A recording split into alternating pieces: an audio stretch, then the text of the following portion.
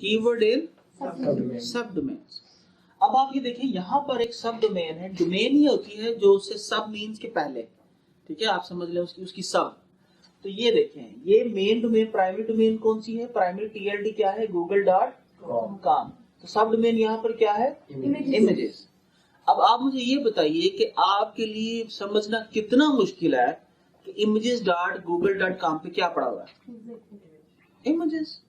अगर मैं एक फोरम बनाता हूँ लाइक forum.kills.fr, तो ये क्या डिस्क्राइब कर रहा है कि ये किल्ड का फोरम है। मैं ये बनाता हूँ forum.leatherbaba.com, तो ये क्या प्रेजेंट कर रहा है आपको? ठीक है, कि यहाँ पर ये ऐसा एक फोरम है जो लेदर से रिलेटेड है, वहां पर जीन्स डिस्कस नहीं हो रही होंगी। तो ये आपने जहन में रखना है कि जब भी हम लोग जो कोई भी एक डोमेन है, प्राइमरी डोमेन है, सपोज जैसा प्राइमरी डोमेन है TLD, ठीक है, इसको हम लोग बोलते हैं टॉप लेवल डोमेन्स। जब कोई भी टॉप लेवल डोमेन होती है और उसके साथ सब डोमेन्स होती हैं, मसलन गूगल की सब डोमेन्स, मुझे आप कुछ बताएं। आपकी images, news, books, videos, what it shows कि गूगल जो ये TLD है ना भाई, ये बहुत बड़ी कंपनी है। ये आपने जहन में रखना है कि why this is an important ranking factor. देखिए, सब डोमेन होना एक फैक्टर है कि ये कंपनी जो है बहुत सारे दूसरी सब डोमेन्स के अंदर काम कर रही है, ठीक है। जिस तरह google.com है, सर्च इंजन है, साथ वो इमेजेस को भी मैनेज कर रहा है, वो बुक्स को भी मैनेज कर रहा है, वो वीडियोस को भी मैनेज कर रहा है। तो ये क्लियर सिग्नल है। इसी तरह आपकी जब कोई भी नीश होगी, डोमेन होगी, आप जिस तरह हमारी kids.fr है, भाई हम लोग उस पर किड्स बेच रहे हैं, पर हम लोग क्या करते हैं, फोरम तो हम लोगों ने सेपरेटली एक फोरम भी क्रिएट कर लिया। इससे हमारी जो है स्ट्रेंथ बढ़ गई। गूगल इसको यूं लेता है कि नहीं, ये लोग काफी अरसे से काम कर रहे हैं, पुराने लोग हैं, फोरम भी मैनेज कर रहे हैं। और अगर हम लोग photos.kills.fr एक और सब डोमेन बना लें, तो ये एक और सिग्नल होगा कि भाई इन्होंने एक फोटो गैलरी सेपरेट से बनाई हुई है kills.fr के ऊपर। और इस तरीके से, ठीक है, अगर कोई शख्स किल्ड फोटोज ढूंढेगा तो आप ये ज़हन में रखिए कि हमारी डोमेन जो है उसकी रैंक करने के अंदर आसानी हो जाएगी, क्योंकि दोनों वर्ड्स हमारी डोमेन और उसकी सब डोमेन के अंदर आ रहे हैं, ठीक है।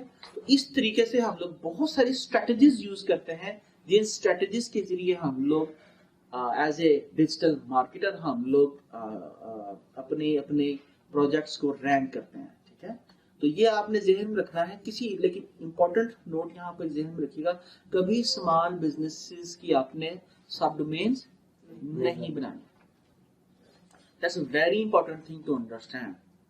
स्मॉल बिजनेसेस की आप लोगों ने, रिपीट करूंगा, सब डोमेन्स नहीं बनानी, आपने उनके क्या बनाने हैं, सब फोल्डर्स, ठीक है। क्योंकि जब सब फोल्डर्स आप बनेंगे तो वो भी गूगल को क्लियर सिग्नल जाएगा, जिस तरह kills.fr/photos, तो गूगल को एक क्लियर नजर आएगा कि इसके ऊपर फोटोज पड़ी हैं, क्योंकि डोमेन नेम के अंदर फोटोज भी आ गई। लेकिन फोटो की जो बेसिकली अथॉरिटी बिल्ड होगी और जो kills.fr की अथॉरिटी है, दोनों की मिल के कंबाइंड अथॉरिटी हो जाएगी।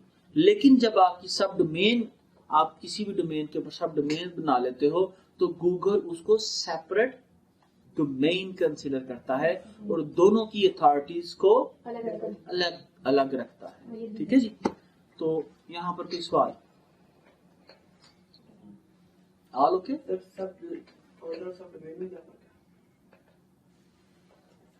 बताया तो है बेटा।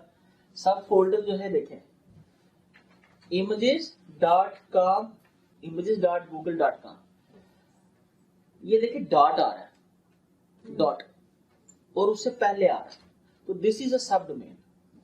क्योंकि .com के बाद तो हम लोग सब डोमेन मतलब कोई नेम नहीं रख सकते ना।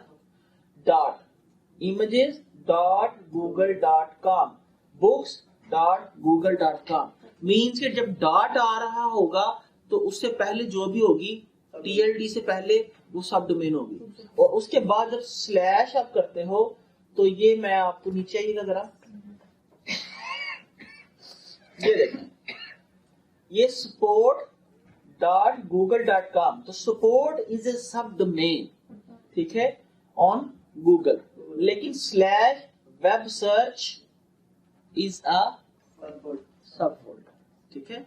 तो इस लिहाज से हम लोग जो है स्ट्रक्चर मेंटेन करते हैं किसी भी वेबसाइट का, और again this is very very important, maintaining your structure. जो आप ये समझ लें कि अगर ये जो पूरी अल्फा करीम टेक्नोलॉजी पार्क है, अगर इसका स्ट्रक्चर ही ना हो, ये हम लोगों ने शालमी में कहीं पर बनाई हो अंदरूने शहर में, और वहां पर पार्किंग का ही निजाम ना हो, वहां पर सारा दिन ट्रैफिक फंसी रहती हो, तो क्या इस बिल्डिंग की ये वैल्यू होगी?